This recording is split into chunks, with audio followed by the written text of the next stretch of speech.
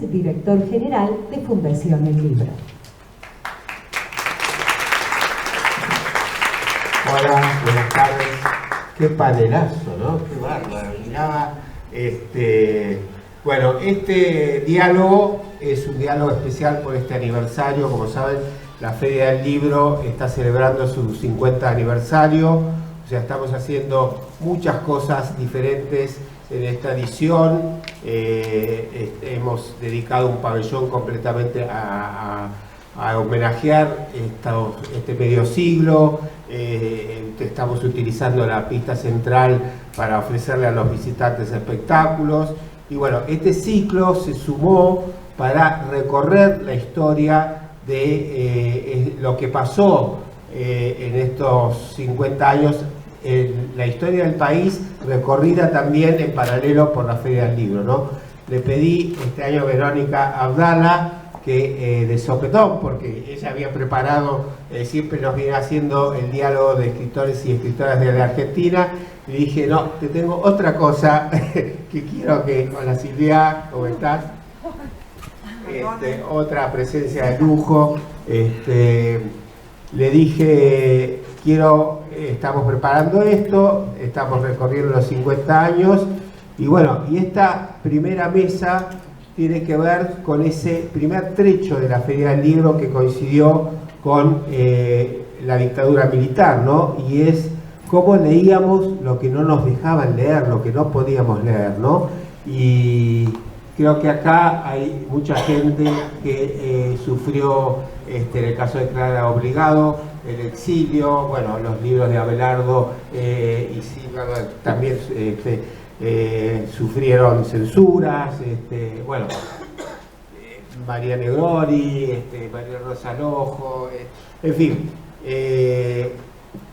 Dedicamos también ayer el maratón de lectura a leer a todos esos autores y libros censurados. Creo que había que reivindicar todo eso que pasó en la historia de nuestro país. Y bueno, el ciclo va a seguir, después les va a explicar mejor Verónica, con este recorrido a lo largo de 5 décadas de la historia de la Feria del Libro y la historia del país, que fueron paralelamente con crisis económicas y con todo lo que nosotros sabemos. Pero sin embargo, la feria resistió, el libro resistió y los lectores resistieron. Así que muchas gracias. Y comunidades lectoras en tiempos de prohibición. Como bien lo anticipaba Ezequiel, para conocer cómo se desarrollará este diálogo 50 años de lecturas en Argentina, la palabra de su coordinadora general, Verónica Abdala. Verónica.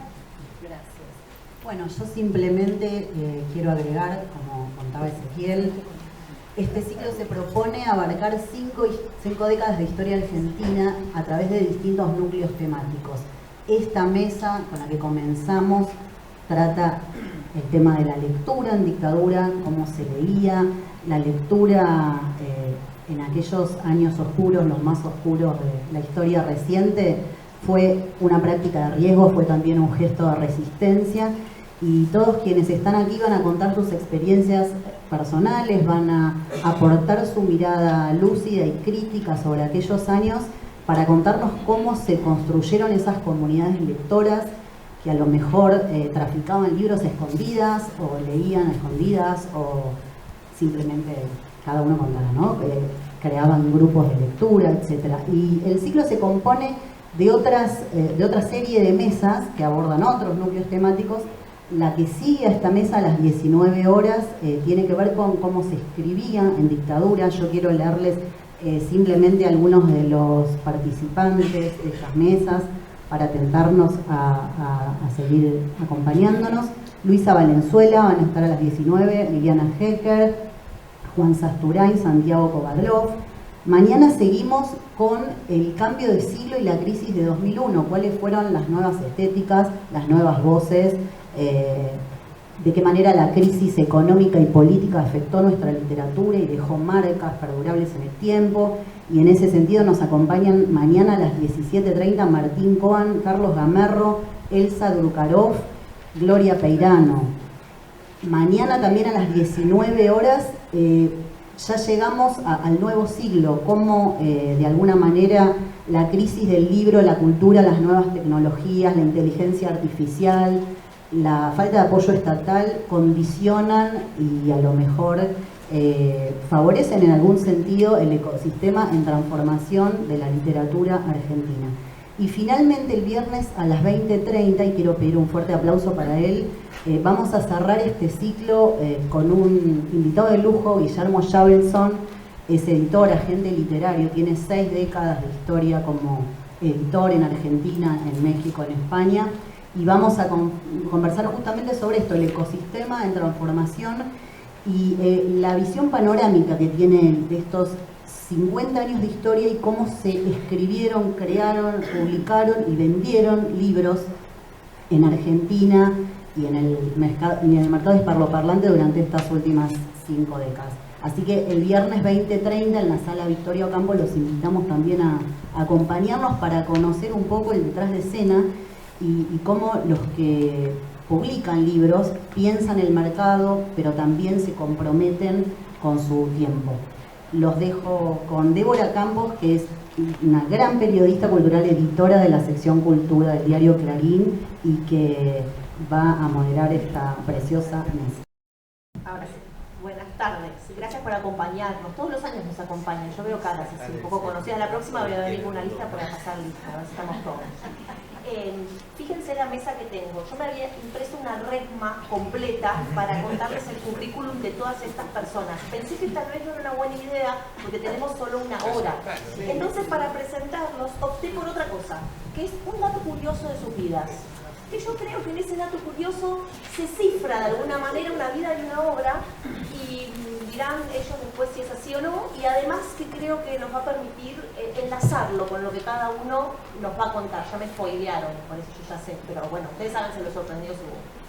De Silvia Parraguirre tengo para contarles esto. Ya había comenzado la dictadura y llegan las fuerzas de seguridad a la casa en la que Silvia vivía con Abelardo Castillo. Yo conozco esa casa y tiene 2 bibliotecas enormes en las que uno quisiera sencillamente zambullirse, ¿no? y nadar ahí. Y tanto Abelardo como Silvia podrían haber retirado de sus bibliotecas todos esos títulos que los comprometían, y no eran pocos, pero no lo hicieron. Y esto sigue, lo va a contar Silvia. De Vicente Batista tengo una historia que me encontré por internet y que voy a leer. Lo cuenta él, no soy yo la que lo dice, que no era un gran alumno en la escuela, no era que se sacaba 10, pero descubrió a los 12 años en su barrio una biblioteca popular, las socialistas que se armaban y que todavía persisten por suerte en los barrios porteños, y entonces él cuenta que descubrió que podía hacerse socio y retirar libros, llevárselos a la casa, y entonces fue, miró ahí un poco los anaqueles, y hubo un título que le llamó la atención, le gustó, y se llamaba Tito Andrónico. Y entonces dijo esto: sabía que Shakespeare era un célebre escritor y me gustó el título. El final, cuando cocinan a la familia y la sirven en el banquete, me pareció apasionante. Las bibliotecarias consideraron que no era tan apasionante para un libro, y así, dice Vicente, conocí a Salgari, Stevenson, Dickens y Mark Twain, que no estaba tan mal tampoco, ¿no? Pero bien. De Claro Obligado les quiero contar que hace unos días, pocos días, plantó un bosque, ella, con otra gente, ¿no? Y pasó esto, hicieron los hoyos en la tierra para poner el árbol, pequeño árbol, con sus raíces, y en las raíces le pusieron un poema, para que ese árbol y ese bosque esté alimentado por la poesía. Por ahí después cuenta algo más claro. De María Rosa Lojo les voy a contar que hubo un árbol en su casa, en la casa que todavía vive. Un árbol que ustedes llamarían roble y ella llamaba carballo. Y ese árbol, en realidad, además de ser un árbol evidentemente, era una especie de presencia que unía a 2 países.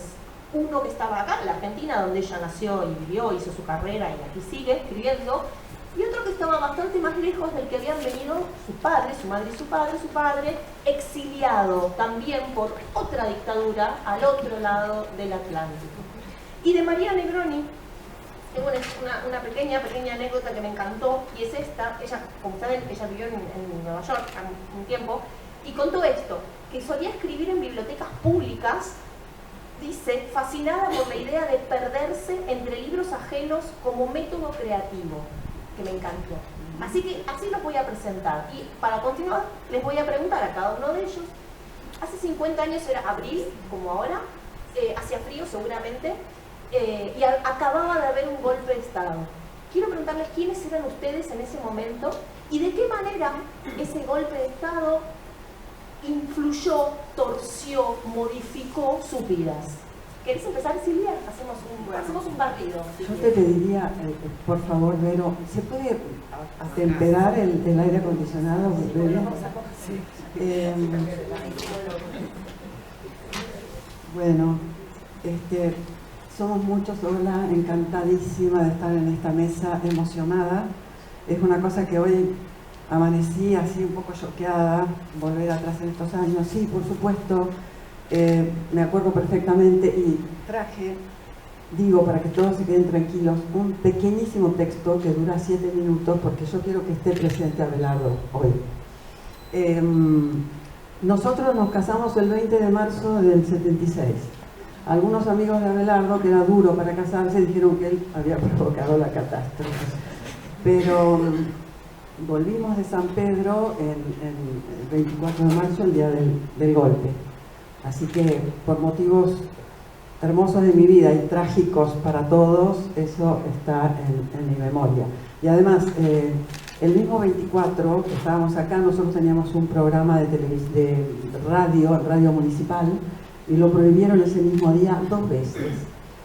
Y lo traigo a Abelardo porque es un escritor argentino que estuvo en todas las listas negras desde el 24 de marzo. Y después, cuando se liberaron los archivos, estuvo en la lista de muerte de la aeronáutica.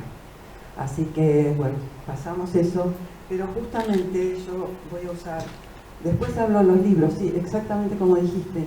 Nosotros no sacamos los libros. Cuando vino la policía a casa, 3, o de gendarmería, no los distingo, 2 quedaron en el palier, los otros entraron y revisaron. Abelardo tenía todos los anarquistas, Marx y Engels, las revoluciones rusas, además de toda la literatura que te puedas imaginar. Así que yo leí muchísimo en esos años, porque tenía la biblioteca, vivíamos juntos, por supuesto. Esto, de algún modo, también es un marco para todas. Yo después me callo la boca. Es un texto que, cuando vino la democracia, una revista española de un querido amigo, Félix Grande, le pidió a Abelardo un testimonio de esos años. A él no le gustaba hablar de esos años y de lo que hicimos, pero acá está, creo que está bárbaro. Dice así: jamás fuimos tan libres como bajo la ocupación alemana. Estas palabras de Sartre, con las que comienza la República del Silencio, no solo expresaban en los años 70 la paradoja existencial de la libertad, sino que nos ayudaron a vivir bajo la dictadura militar argentina. Sentíamos al repetirlas que la resistencia también era posible en nuestro país, ya que lo había sido en Francia durante el más criminal y oprobioso régimen de la historia contemporánea. Sentíamos que si otros hombres habían sobrevivido a un ejército invasor, también nosotros podíamos sobrevivir a la ocupación de nuestro propio ejército. Cada gesto de libertad, por mínimo que fuera, cada acto de disconformidad con lo que estaba ocurriendo, era un modo de certificarnos que la dignidad humana estaba de nuestro lado. No eran necesarias actitudes desmesuradas o heroicas. Cualquier cosa podía ser la libertad. Desde desfilar los jueves con las madres de Plaza de Mayo, a negarse a mostrarle los documentos en la calle a un policía, desde mencionar el nombre de Haroldo Conti en una conferencia, a salir a caminar de noche solos por un barrio apartado de Buenos Aires, desde fundar una revista casi secreta, a visitar en la cárcel a un amigo detenido. Cualquier transgresión a ese orden perverso que se autodenominó proceso podía llegar a ser un gesto donde se ponía en acto una idea total de la vida. Insisto, no se trataba de grandes rebeliones, por otra parte imposibles, ni de conductas espectacularmente nobles o ejemplares. Se trataba sencillamente de ir viviendo cada día como si el poder ya no pudiera tocarnos, convencidos un poco paranoicamente tal vez de que el mal era más transitorio que nosotros. Hubo, por supuesto, rebeldías en las que se ponía en juego algo más que la libertad de conciencia. Las de las Madres de Plaza de Mayo fue una de ellas, la de Teatro Abierto otra. Hubo manifestaciones obreras que, como la de 1982, reclamaron a gritos la abolición de la dictadura y obligaron a los militares a apelar a la visita conciliadora del Papa o a invadir las Malvinas. Pero sobre todo hubo la vida cotidiana en la que un acto tan ínfimo como entrar en un cine para ver Queimada o oír la marcha peronista cantada en un estadio del Mundial podía hacernos sentir que no éramos los últimos hombres, de los hombres. Los textos que Félix Grande me ha pedido que publique dan quizá mínima cuenta de que vivir en la Argentina durante esos años no era necesariamente autocondenarse a la vergüenza o el silencio. Hubo, por otra parte, muchos escritores y poetas que hicieron lo mismo. Recuerdo los primeros números de Posta de Arte y Literatura, editada en 1977 por Manuel Amigo y Jorge Brega. Recuerdo Nova Arte de Enrique Sátara, Ulises de Horacio Tarcus, Contexto, dirigida por Ariel Viñami. Recuerdo los artículos políticos escritos en Punto de Vista por Beatriz Arlo y Carlos Altamirano. Recuerdo el inolvidable texto de María Elena Walsh, Argentina, País Jardín de Infantes, publicado en Clarín, o el de Marco de Nevi, Argentina, País del Silencio. Recuerdo sobre todo a un periodista cordobés que vino a entrevistarme hacia 1978 y que no censuró una sola de mis palabras. Él y toda su sección perdieron el puesto, mientras yo seguía en mi casa de Buenos Aires escribiendo una novela, en paz consigo mismo. En cuanto a estos artículos, los escribí para la revista El Ornitorrinco, que fundamos en 1977 con Liliana Hecker, Silvia Parraguirre, Cristina Piña, Irene Grus, Daniel Freidenberg, Enrique Sátara, Bernardo Jobson. Si publicarlos entrañaba algún riesgo, era un riesgo compartido por todos, y ni siquiera estoy seguro de que quisiéramos darnos cuenta. Gracias. Creo que es la mejor manera de recordarlo, además de este hermoso texto y impresionante texto que acaba de leernos Silvia. Vicente, ¿querés contarnos? Ya.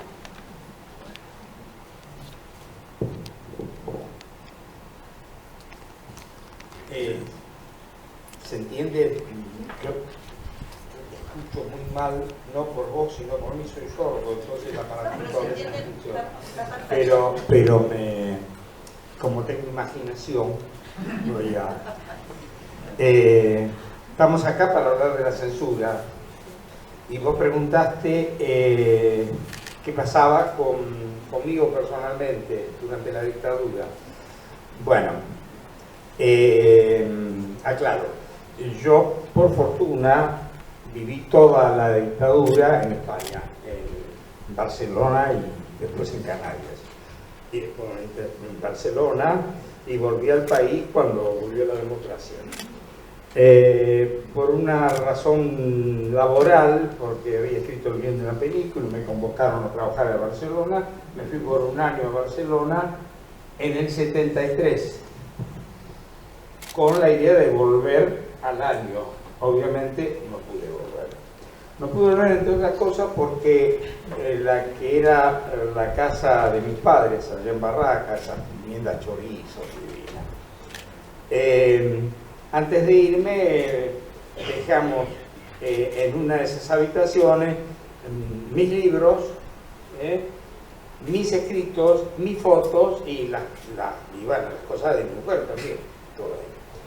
A las 2 semanas, creo, o 3 de la dictadura, fueron a esa casa, ya no vivía nadie en esa casa, mi padre lamentablemente había muerto, y mi madre y mi hermana también en Belgrano. Así que la casa estaba vacía. La rodeó la Marina, y como nadie atendía el timbre, decidieron tirar la puerta abajo con una bazooka. Y entraron, y cuando yo me enteré, como que había que hablar y escribirse en aquellos años, todo por códigos, ¿no? Pensé en los libros, pero justamente no se llevaron los libros. Eran tan perversos que se llevaron todas mis fotos. Yo no tengo fotos de la infancia, me las quitaron todas. Y se llevaron todos mis escritos, todas las cartas, muchas cartas de amor y todas esas cosas cuando yo era adolescente. No me dejaron nada. Y cuando volví, bueno, recuperé los libros, pero todo lo otro lo perdí. Así que eso fue lo que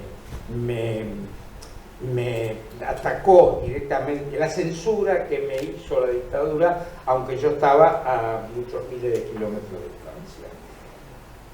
El resto, bueno, hemos vivido desde siempre, mucho antes de la dictadura, con la censura encima. Tenemos censura desde siempre, por una u otra razón. El primer cuento que yo gané un premio era un chico de 22 años que se llamaba El Bocha, le dicen. No, perdón, Arriba del Altillo. Y era una cosa de Quinquela Martín en la boca, y qué sé yo. Bueno, resulta que me alegré mucho porque había ganado el premio yo, y era un chico. Y en aquella edad, a los 22 años, seguía siendo un chico. Y cuando fui a recibir la medalla, 1000 pesos me acuerdo que era el porte, y un diploma, perdí la plata, me la dejé, el diploma y la medalla, vaya a ser dónde fueron a parar. Pero me acuerdo que ahí supe por primera vez lo que era la censura. Porque me dijeron, hay que publicar el cuento, pero hay un momento en el cuento que vamos a tener que eliminarlo o cambiarlo. ¿Por qué? Porque son dos chicos que corren perseguidos por los de la prefectura. Uno de ellos es el personaje que narra, que es como siempre un antihéroe, un personaje cobarde, más bien tirando.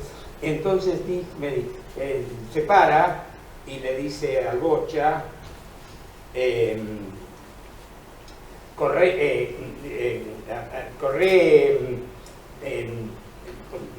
corre porque parate, le pide que se pare, por favor, que lo van a agarrar de la prefectura, van a tirar. Y el Bocha textualmente dice, corre, cagón de mierda. Bueno, ese cagón de mierda me pareció una cosa espantosa. Entonces dice, por favor, cambió ese mira, ¿qué quiere? Corre, miserable, cáspita, porque no corre. No, queda así, entonces no se publica, que no se publique. Tiempo después lo publicó el Escarabajo de Oro, yo estaba en el Escarabajo. Así que supe de la censura desde mi más tierna infancia. Y no me puedo callar ahora, porque en algún momento también fui periodista, que la censura sigue funcionando. En este momento, la sala de periodistas de la Casa Rosada está censurada. El gobierno actual del señor Milei, el gobierno actual está censurando a la prensa, no deja que los periodistas hagan preguntas. Eso es un modo de la censura que, aunque yo no estaba, sé que la terrible dictadura militar ni siquiera se atrevió a eso, a cerrar la sala de prensa. Así que la censura sigue navegando entre nosotros. ¿Sí? Las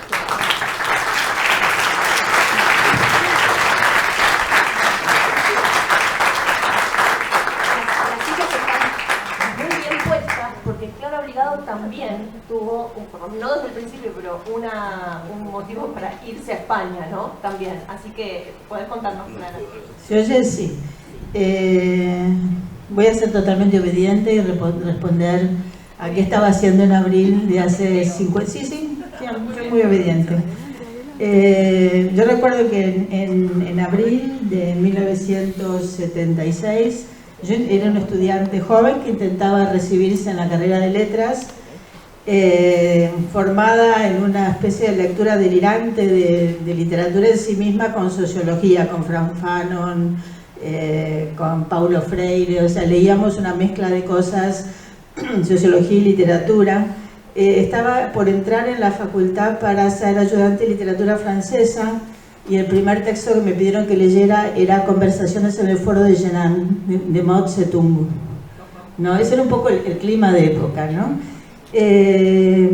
Tenía un libro que trataba de leer de un autor que se leía mucho en esa época, que era Manuel Escorza, Redoble por Rancas, y era una época en la que yo ya me había quedado sin casa. O sea, no tenía casa donde vivir, porque cada vez que empezaba, no era culpa de Manuel Escorza, sino de los militares, cada vez que empezaba a leer Redoble por Rancas, allanaban la casa.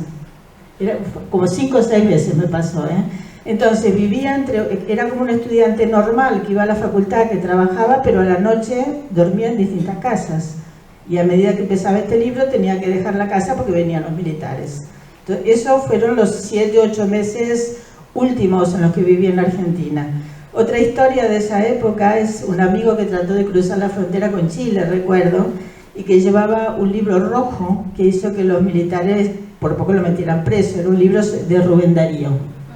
No, ese era un poco una especie de delirio. Yo no puedo hablar de censura porque ya no tenía casa, ya no tenía biblioteca, hacía lo que podía, ¿no? Entonces yo creo que mi generación fue así, íbamos a salto de mata sobreviviendo los que pudimos sobrevivir, porque de este grupo de gente que corrió de un lugar a otro, mucha desapareció, ¿no? Y al mismo tiempo leíamos, qué sé yo, los clásicos, leíamos a Sócrates, a Sófocles.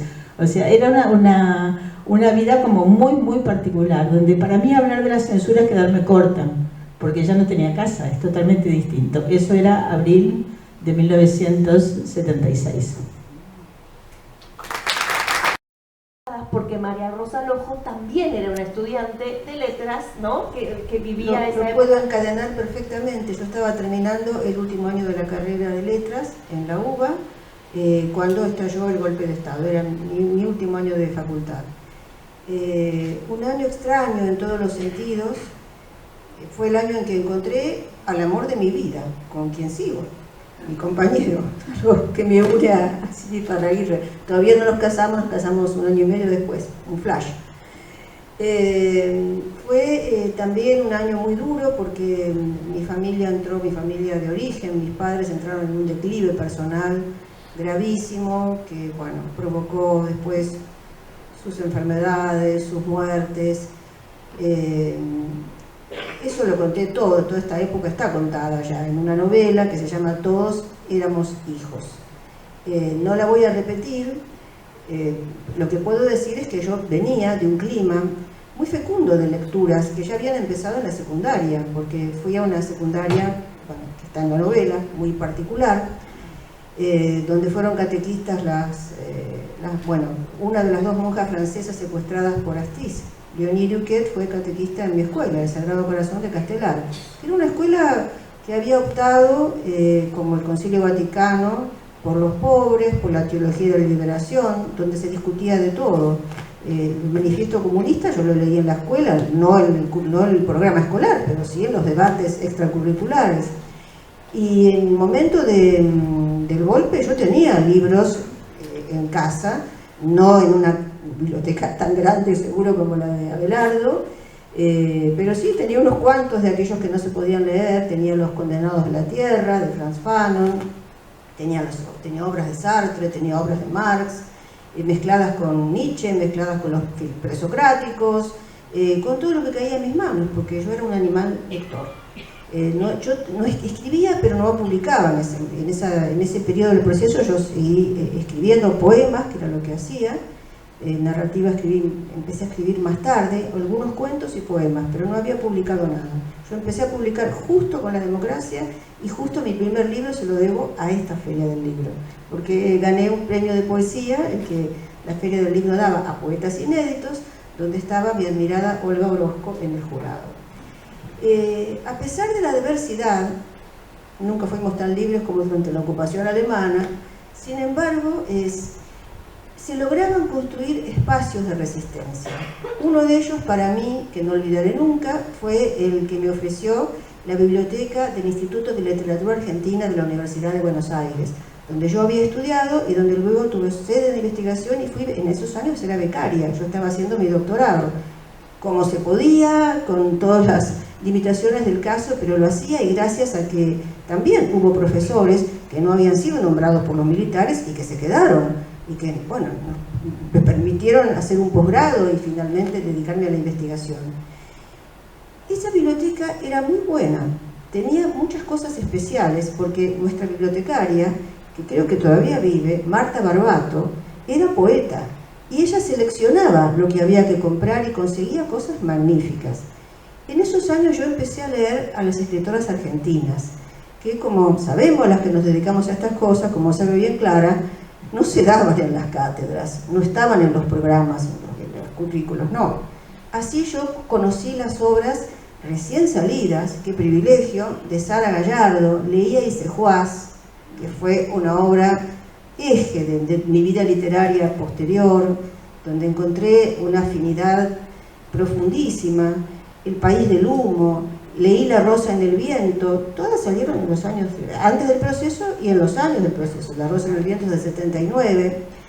Empecé a leer también a finales de esa década del 70 la autobiografía de Victorio Campo, a la que yo no conocía casi de nada, salvo de su renombre como mecenas y editora y la revista Sur y eso, pero la autobiografía me reveló a un ser humano en rebeldía contra su medio, capaz de, bueno, liquidar su matrimonio, no lo hizo en los papeles, pero lo hizo de hecho, una adúltera muy poco recomendable por los cánones de familia, tradición y propiedad y hogar y qué sé yo, que se dictaban en el poder en aquel momento. Y leí a Angélica Borodiller, a la que después conocí, que fue jurada de un concurso, del primer concurso de narrativa en el que participé, también una cosa maravillosa para mí, y que escribía, claro, textos que eran totalmente rebeldes, pero que no se percibían como tales, porque, bueno, no se entendían.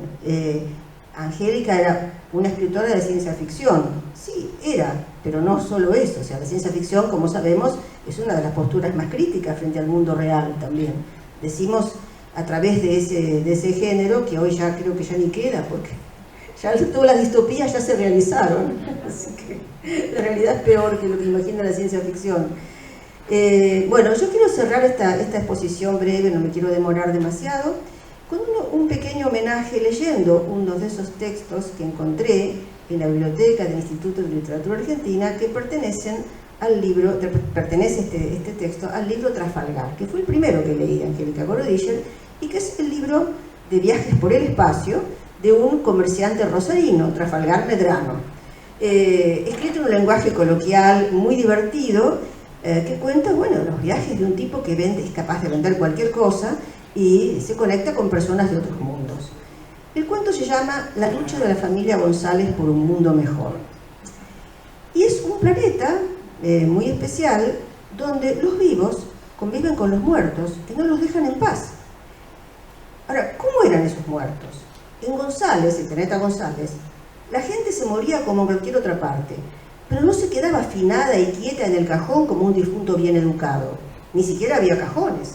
Tampoco nichos, ni panteones, ni cementerios, ni funerarias. ¿Para qué? Los muertos se levantaban al ratito nomás de haberse muerto y se dedicaban a joder a los vivos. Se morían sin broma, se les paraba el corazón y la sangre no circulaba y no había más funciones vitales. Pero ahí estaban, en las calles, en la plaza, en el campo, instalándose de a ratos en la casa de la familia o metiéndose quién sabe dónde. Solamente que no eran distintos nada más que en lo fisiológico, distintos por rabia o por resentimiento, por muerte. Ellos querían que las cosas siguieran como cuando ellos estaban vivos, y por lo tanto querían que los vivos vivieran como los muertos. No permitían que pasara nada que alterara la vida que ellos habían conocido. Contra estos intrusos o habitantes eternos de casas que los vivos tienen que ocupar, surge una secta revolucionaria o un grupo revolucionario que es la de los malos hijos.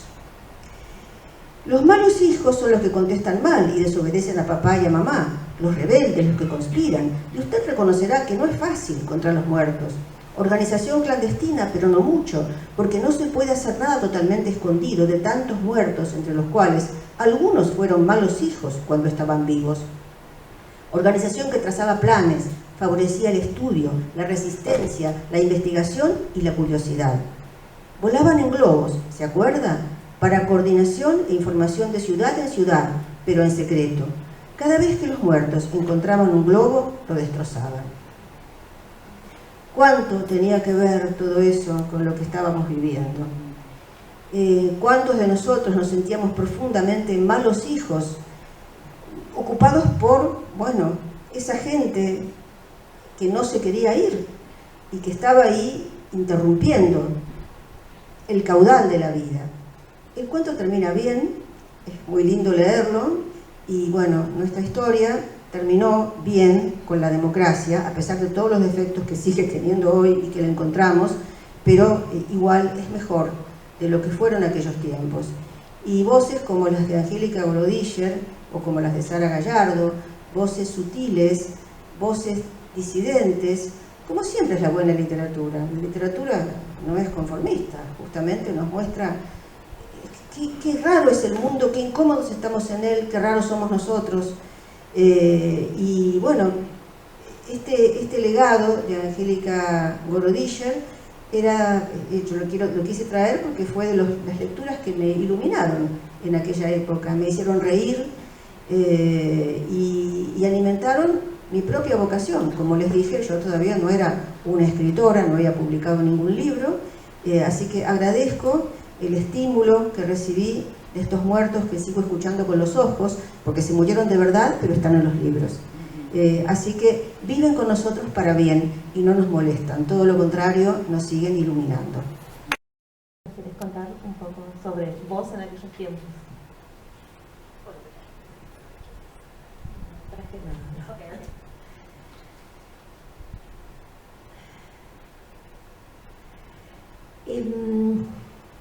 Me cuesta hablar de este tema.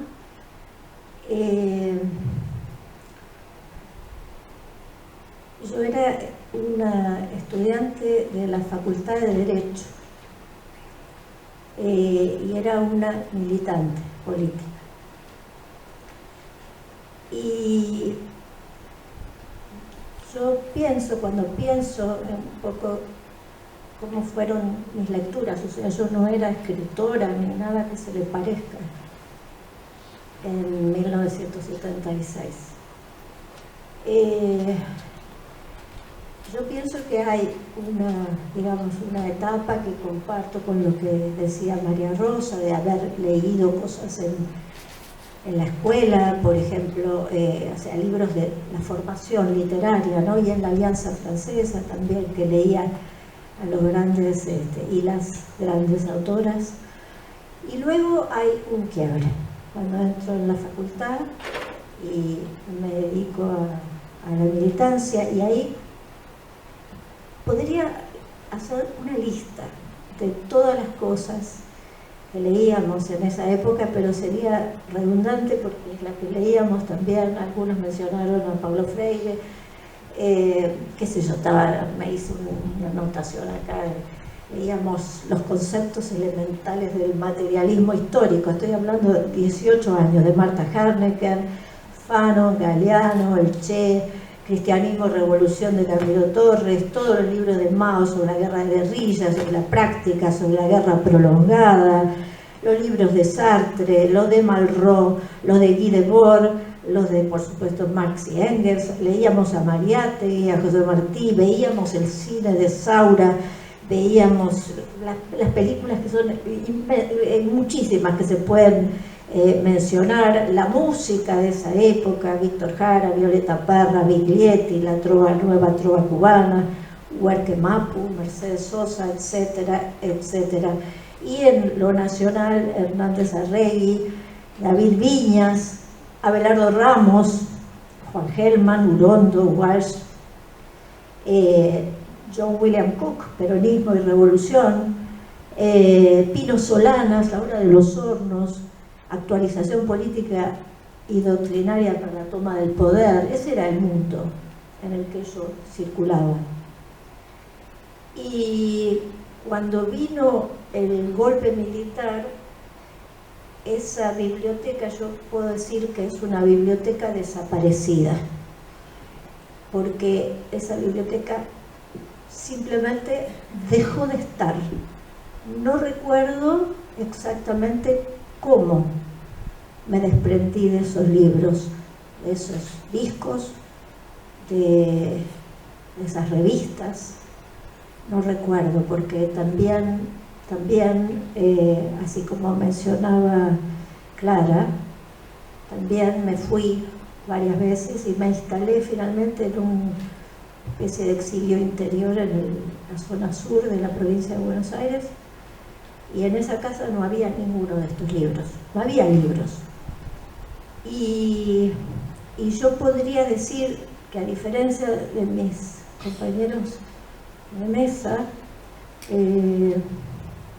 por esos años estaba demasiado ocupada en tratar de que no me mataran. Entonces no tengo recuerdos de lectora, ¿sí? Sí recuerdo, y esto me pareció haciendo memoria, ¿no?, para esta mesa, me acordé de algo muy significativo, que en el año 80, que era cuando empezaba un poquito a aflojar, porque el pico fue en el 78, obviamente. En el 80, para mi cumpleaños, mi compañero me regaló un libro, el libro grande con las obras completas de Borges. Y ese es como abre otra etapa. Entonces no creo que lo que digo puede aportar demasiado, porque no tengo, no era escritora de antes, había obviamente muchos escritores que seguían escribiendo, pero no era mi caso. Yo tuve que pasar por una crisis casi vital, que fue ahí, más o menos en los 80, donde dije, bueno, el proyecto al que yo estaba, o nosotros estábamos apostando, fracasó. Mi compañero decía, nos van a matar a todos. Y efectivamente, casi nos mataron a todos. Entonces tuve una crisis muy fuerte y ahí fue que me acordé que de adolescente, no en la época universitaria, me gustaba escribir. Eso es lo que puedo decir sobre esta época.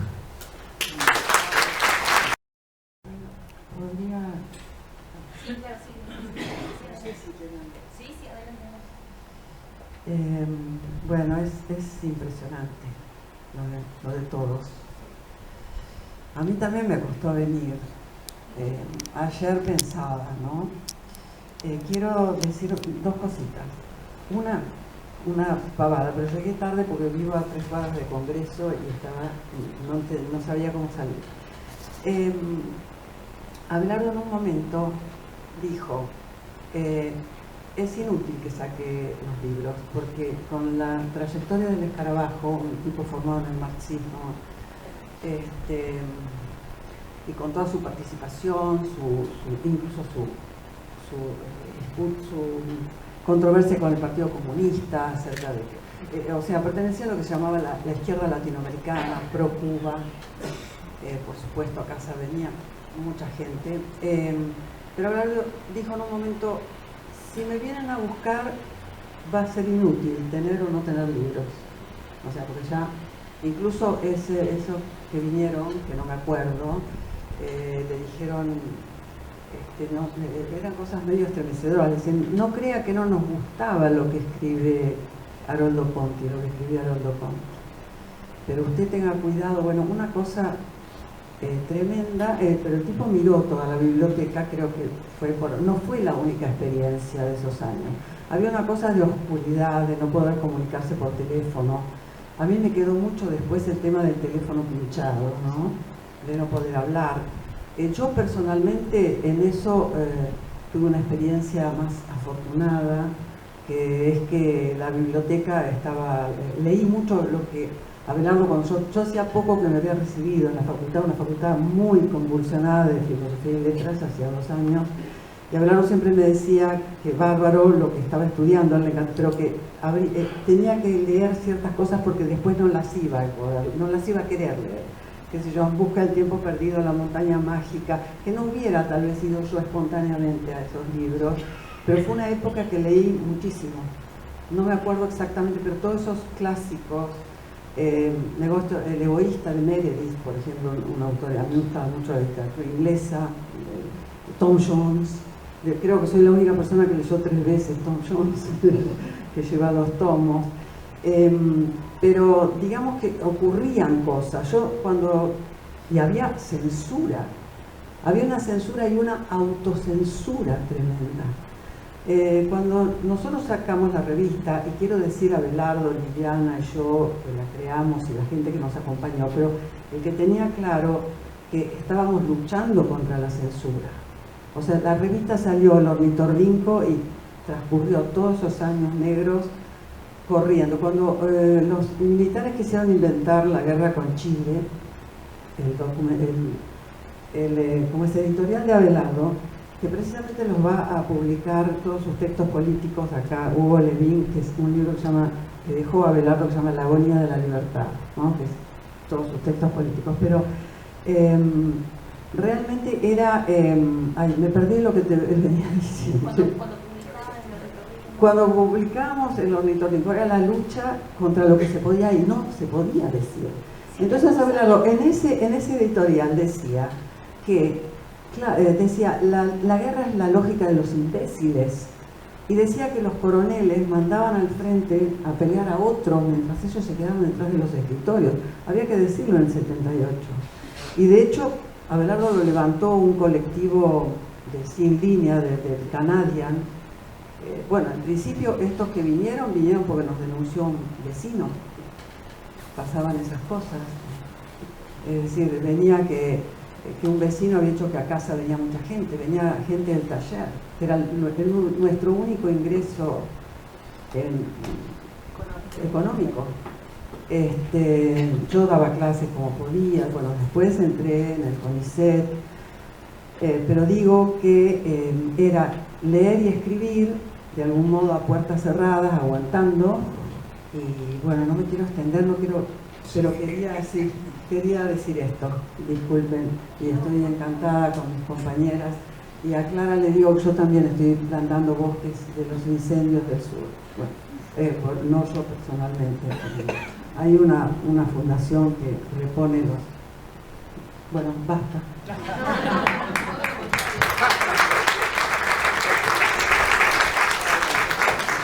Clara, que nos querías contar algo. Sí, me gustaría aumentar una cosa. Yo creo que pertenezco más bien a la generación de María. O sea, yo me fui 24 horas antes de que me fueran a buscar, aunque no estaba leyendo ya La doble por Rancas. Estoy viva por 24 horas exactamente, ¿no? Y bueno, me fui a España, donde vivo todavía, y me gustaría mencionar lo que pasó después con los escritores, que es otra forma de censura.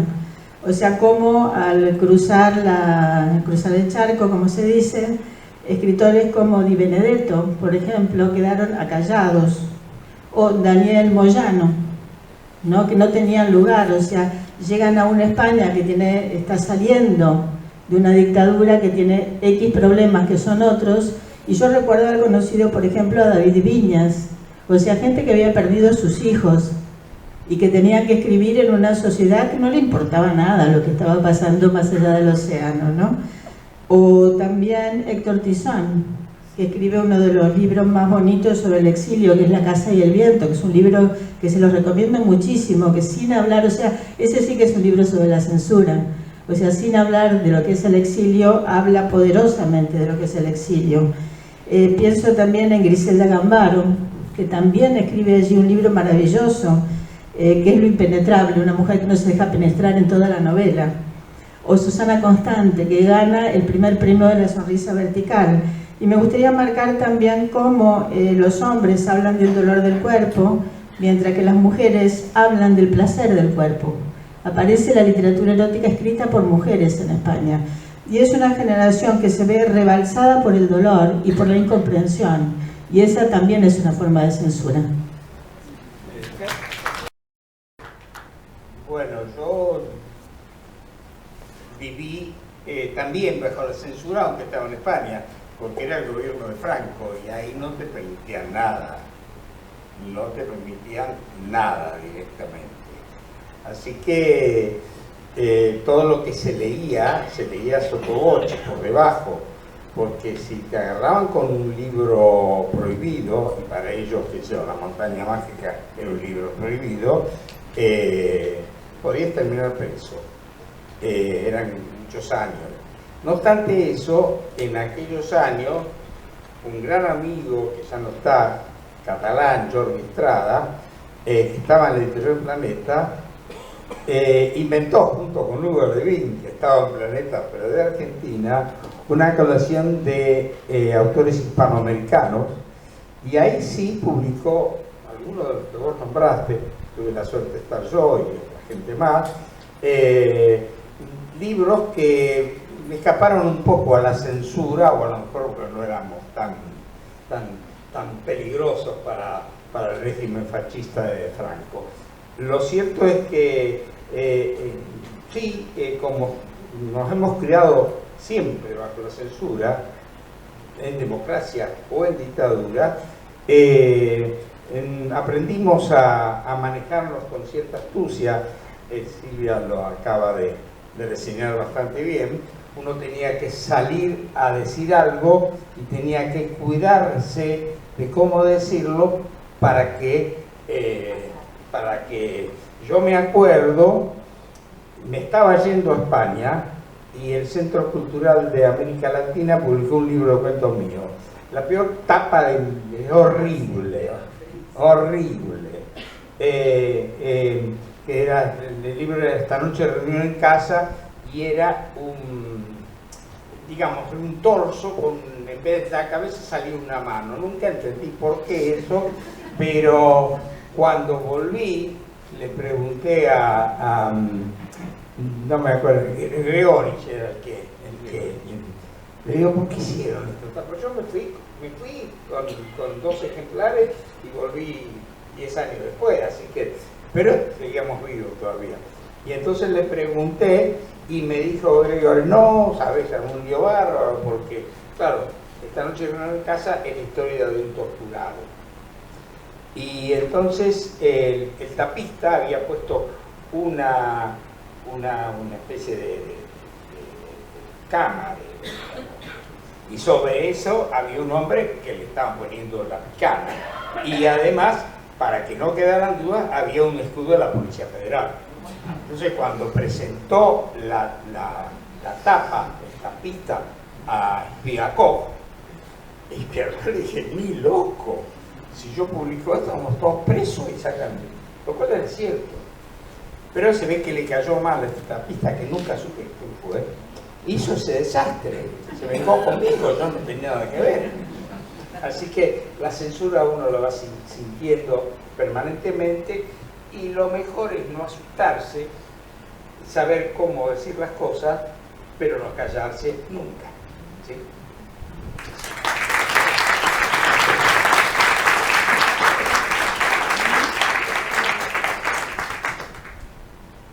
Dos palabras para conectar ese pequeño detalle, pequeño y grande detalle con que me presentaste, que es el del árbol que une mundos. Ese fue un árbol que mi papá realmente plantó en el fondo de mi casa, en realidad un castiñeiro, no era un roble, pero podría haber sido un roble. Son dos árboles muy típicos de su paisaje de Galicia. El árbol se murió cuando yo logré volver al país donde no nací. Es una paradoja que tenemos los hijos de exiliados. Siempre le digo a Clara que nuestros destinos están un poco como en espejo, porque yo soy una hija del exilio de otras personas y lo heredé. Y parte de mi vida de adulta, o el comienzo de mi vida de adulta, que coincidió con esos años de la dictadura, consistió de alguna forma en encontrar las herramientas para revertirlo. Yo, después de ver lo que mis padres sufrieron por no poder volver, después de ver cómo, se murió Franco y mi padre se enfermó y no pudo volver, muchos españoles republicanos estaban esperando a que Franco se muriera para volver, lo cual era el caso de mi propio padre. En ese momento, coincidente también con el hecho de haber encontrado a alguien con quien quería compartir la vida y arraigar, fue constitutivo. Me permitió ser una escritora argentina sin dejar de ser también, de alguna forma, una hija del exilio y una española. Así que esos años duros me dejaron la enseñanza de que, pese a todo, hay que perseverar en ese suelo donde estamos, que no tenemos que dejarnos arrebatar, porque, si uno se va, el precio a pagar es muy alto. A veces no se puede evitar irse. Cuando uno lo están por matar, obviamente no tiene mucha opción. Mis padres podrían haber elegido quedarse. Resultaba imposible vivir, sobre todo a mi padre, vivir bajo la dictadura, y se fue. y siempre fue una persona desgarrada. Así que bueno, de alguna forma, como lo dice Leopoldo Marechal con un verso tan hermoso, construir lo que él llama la patria hija. Mis padres no me podían dar mi propia patria, el lugar donde yo nací, no la conocían. Entonces tuve que hacerla yo como si fuera mi hija. Y a veces el proceso de gestarla, bueno, pasa por el dolor y pasa por las pruebas. Y bueno, así quedándome, llegamos hasta hoy.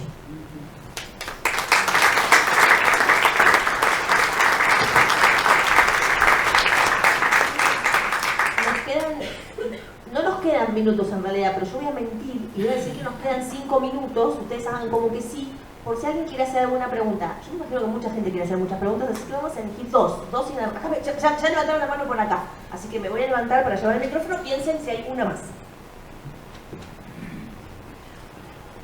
Perdón, esta transgresión no es una pregunta, es un comentario. Daniel Moyano en un momento tiene el original de uno de sus libros y tiene que irse de la casa por cuestiones de seguridad. Entonces lo que hace es enterrar el libro en el jardín, creo que en Mendoza, lo entierra y pasado el peligro con los años y todo el asunto, lo retoma. Y ahí lo reescribe. O sea, utiliza el mismo original, lo reescribe y después lo publica. Eso es todo, ¿eh?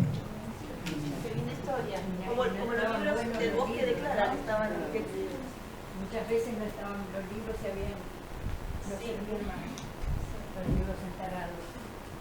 ¿Alguna pregunta? Buenas, ¿cómo están? Quería preguntarles si ustedes pudieron después, a través de su escritura, que sí, leí varios de sus libros y sé que sí, pero ¿cómo hicieron para transformar ese dolor o ese horror en literatura? ¿Cómo, o si eso los sanó de alguna manera o los reconfortó?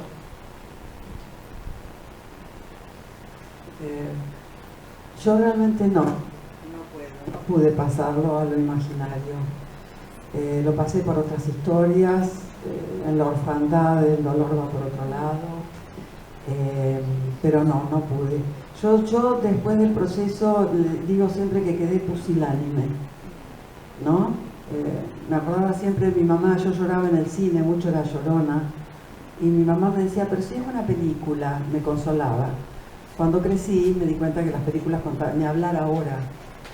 Pero después de leer los diarios del juicio y de estar cerca de la gente que hizo el Nunca Más, y de saber a las 6 de la mañana esperar a mi marido no sabiendo qué le había pasado y lo habían subido a un colectivo para la quema, decir que tenía un carácter fuerte y lo pudo, y varias cosas más, pero que no son heroicas, porque nos pasaron a todos, como les pasaron en el exilio cosas terribles, o como le pasaron en la militancia a María, a ellos que se fueron, o sea, no es heroico nombrarlo, pero yo nunca lo pude pasar, no lo soporto, no soporto la crueldad, ni con los animales ni con las personas, pero después del juicio a las juntas, cuando se supo lo que... no es que se supo, se narró la tortura. ¿Viste? Yo quedé imposibilitada no solamente de escribirlo, sino de verlo, ¿no? O de leerlo incluso. Bueno, en mi caso, si te sirve de algo,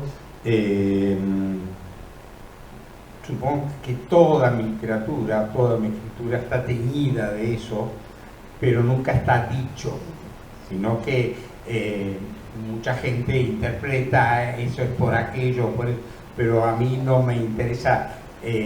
Digamos, antes de la dictadura tengo cuentos que pasan, bueno, ese cuento esta noche reunión en casa, torturado y todo lo demás, pero todo eso era antes. Después de la dictadura, como yo la viví lejos, y después, como bien dijo Silvia, cuando llegué acá me enteré, un juicio mediante, lo que ya sabíamos, pero se hizo público, y se hizo muy público, a punto tal que el propio Borges, que no era un hombre de izquierda ni nada que se le parezca, se sintió infinitamente impresionado por eso. Entonces, a partir de ahí, todos los que escribimos mamamos permanentemente de lo que nos está rodeando. Algunos tienen la posibilidad de ponerlo más explícito. No es mi caso, yo dejo que el lector me interprete y a lo mejor sabe. Clara, ¿vos querés contar sobre tus libros pensando el exilio? Sí, me parece que es un tema que podríamos abrir la Otra Feria del mesa, Libro del año que viene viene. con todas las mesas dedicadas al debate, ¿no? O sea, es muy difícil contestar sí o no. Yo presento mañana un libro que se llama Exilio, que habla de este tema a su manera. Yo creo que hay que plantearse muy bien cómo uno toma estos temas. Yo no soy historiadora ni socióloga, soy una escritora. Entonces, ¿qué es lo que hago yo con estos temas, no? Yo tardé exactamente 50 años en escribirlo, ¿no? Y en pensar qué es lo que tenía que contar. Entonces, te invito a venir mañana porque soy totalmente incapaz de resumir una pregunta que creo que tiene tantas aristas como gente que está escribiendo, ¿no? Y que todo lo que digamos puede ser válido de alguna manera y ser totalmente contradictorio, ¿no? Entonces quizá el tema del dolor y de la violencia a este nivel cambia la literatura de alguna manera, pero no en el sentido de contar exactamente lo que te pasó, que eso es otro tema. Y gracias por la pregunta.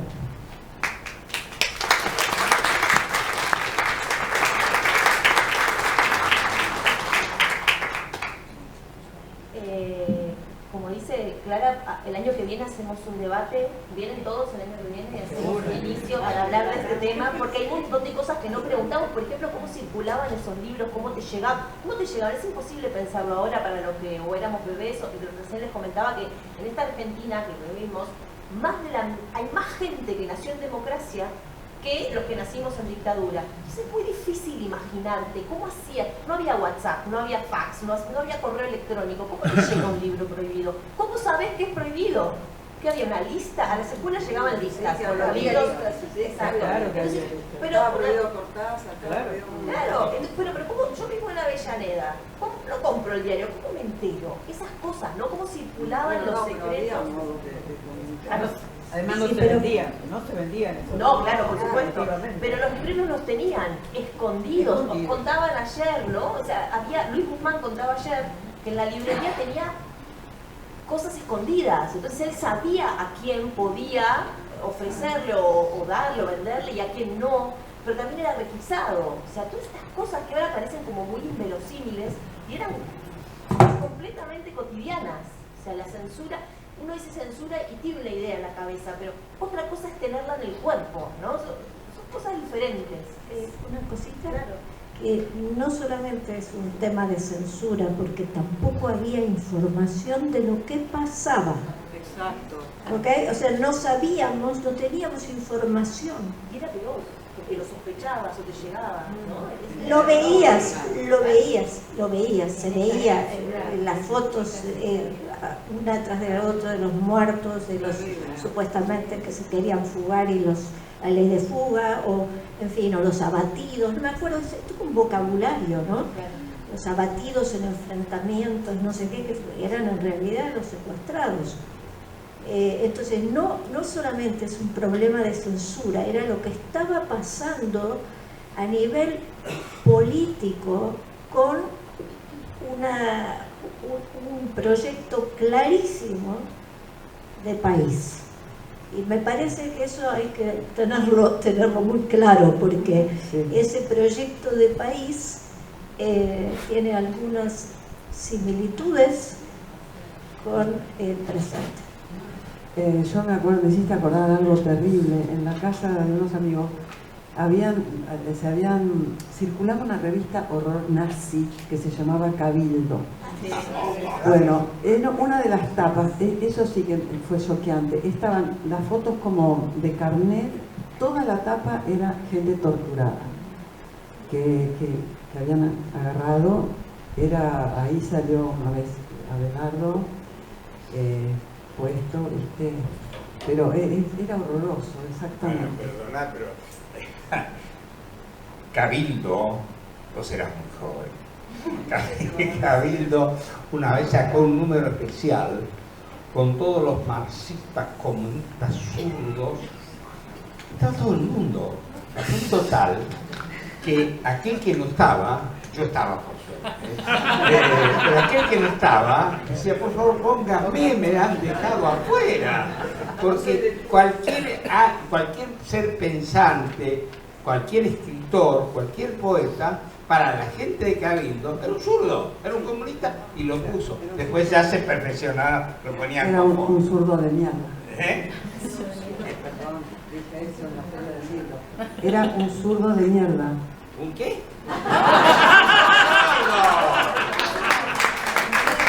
Sordo.